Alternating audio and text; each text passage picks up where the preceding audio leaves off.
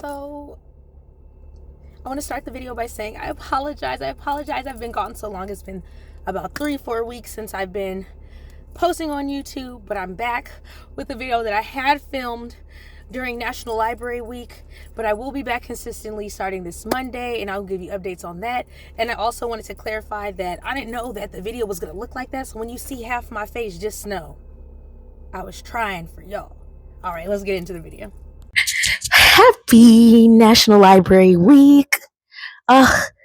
Well, National Library Week has come and gone, but it was a week of celebration. The theme of this National Library Week was Find Your Joy, and I think that I had a very joyous week where I got to reminisce on times being in the library and just my overall experience of being a librarian. So today's video is a little different because we'll be talking about librarianship and the requirements and how some of them are changing. But before we get into all of that, my name is Michaela. I go by Black Librarian on all platforms. If you are new here, hello, welcome. And for all my people who have been watching, thank you and welcome back. You know me, I'm here to talk about what I'm reading, this library life. The requirements to be a librarian. I talk about the work that I'm doing in the community I work in. And I always end with the song of the week.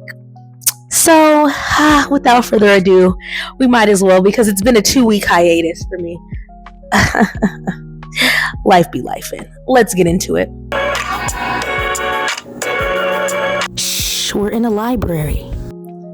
So, when I left about 2 weeks ago, I was like, I'm going to be back, and I will have read Soledad Brother by George Jackson, all of his letters. Now, the reason it is taking me so much time, no excuses, but it's like all of these letters from his correspondence with his mother, his lawyer, his father, his brother.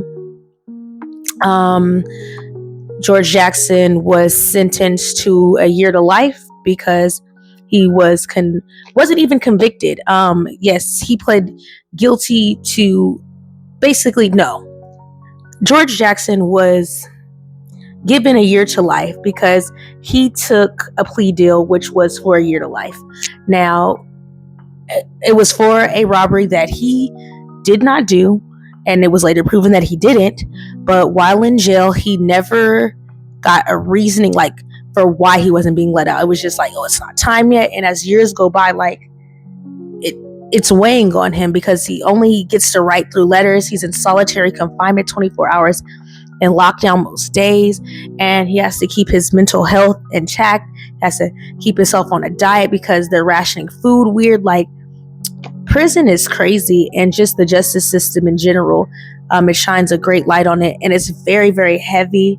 I don't read nonfiction. If you're new here, you may not know that, but for everybody else, you'll know I'm reading nonfiction slow because I'm taking notes, sticky notes everywhere to make sure that when I go and review it, I remember the key points that I want to remember, that I want to share. So next week I will be back with this book. It's very, very heavy.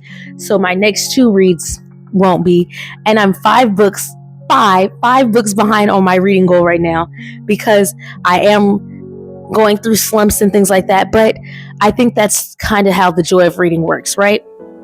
Right. Now, I'm planning on reading The Love Audit because I've heard so much good stuff about that, by Lucy Eden. I've never read one of her books, so I'm excited about that. And then I will also be reading Between Friends and Lovers by Shirlene Obuobi.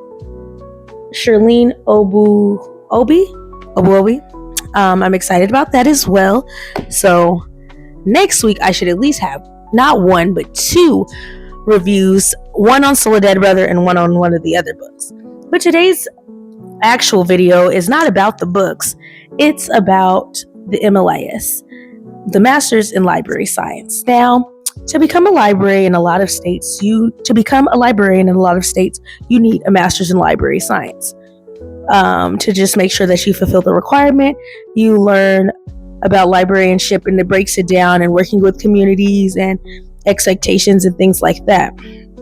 Now, recently I've been in conversations where people are talking about getting rid of the MLIS. Again, in a lot of states, you will need that to become a librarian, as well as some experience working in the library. But this is not always the case. And in some cases, they will take experience over the actual degree. Now, this is where I'm a little shaky about the conversation, right? It's basically, should the MLIS be a requirement? Because a master's degree could be a barrier to people of color because it is so expensive. And that's the argument right now, as to why, how, and I understand that. However, I want to know how it's going to work for everybody who has already gone through the 2 years and have buckled down to make sure they have the master's for the position. I think that it's worth a conversation, and I think that's why they're asking about it right now. And I really don't think I don't know. I have coworkers who say that barriers should exist because it creates an opportunity to exceed and go over those barriers. I have other people who are like, you can't be a librarian without the master's degree. I have people saying it's not fair that they've been a library assistant for 5 years when they're doing a lot of the work of a librarian and not being able to just cross over into that role.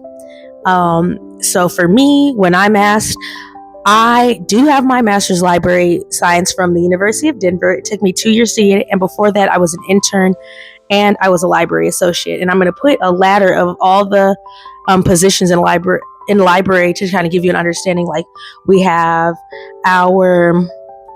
you have a page, you have aides, you have library assistants, you have senior library assistants, you have library associates, you have sometimes senior library associates, you have a librarian 1, you have a librarian 2, you have a senior librarian, you have a director, and like a step under a director, and then a director. I just can't think of the name. So like, that's the hierarchy.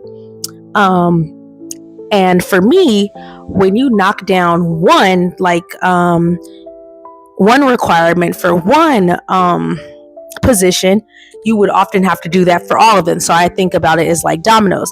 When you take one domino at the front or you push it down, it kind of knocks the others as well.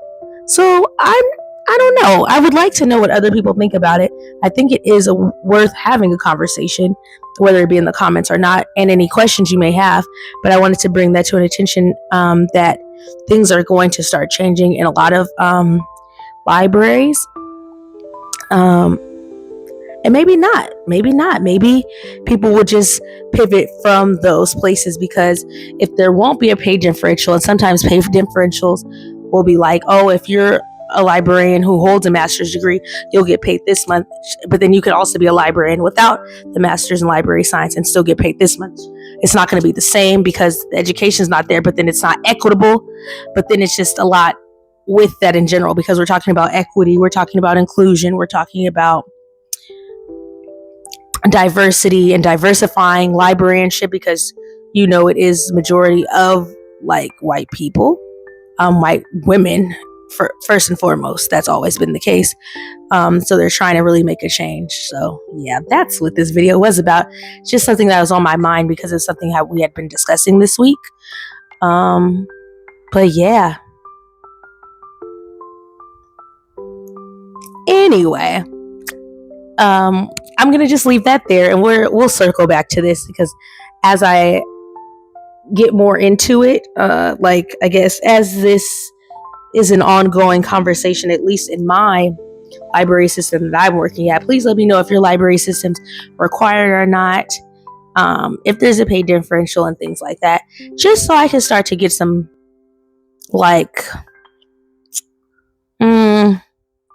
to start wrapping my head around this in a way where I can gain some understanding.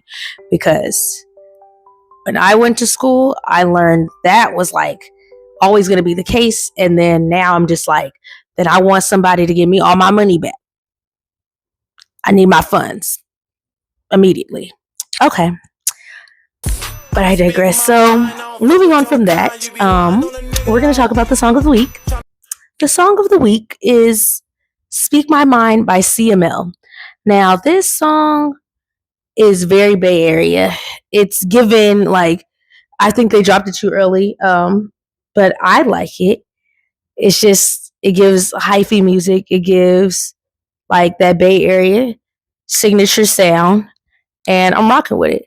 I'm gonna speak my mind on with your kind. You be no that no. Mm.